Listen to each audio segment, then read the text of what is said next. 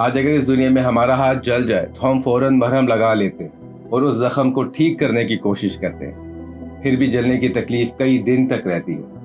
لیکن کبھی سوچا ہے کہ اگر آخرت میں ہمیں ہمارے ہی اعمال کی وجہ سے جہنم کی آگ میں ڈال دیا گیا تو اس عذاب کو کیسے برداشت کریں گے؟ وہاں نہ کوئی مرہم ہوگا اور نہ کوئی مددگار، صرف چیخنا اور چلانا ہوگا۔ اس دن اگر انسان ساری دنیا کی دولت بھی دے دے تب بھی جہنم کی آگ سے نجات نہیں مل سکے گی۔ سورہ فرقان میں آیا کہ جہنم ٹھہرنے اور رہنے کی بہت ہی بری جگہ۔ ہم اپنے اعمال اور گناہوں کو تو بھول ہی جائیں، لیکن صرف اتنا سن لیں کہ جہنم میں کچھ لوگ جنتیوں سے کہیں گے ہم نماز پڑھنے والوں میں سے نہیں، لیکن ہم نماز نہ پڑھنے کو تو گناہ سمجھتے ہی نہیں۔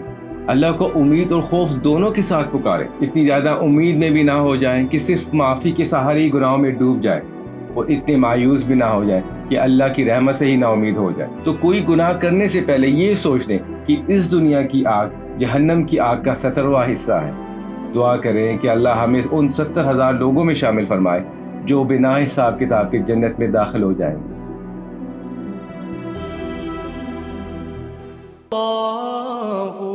اللہ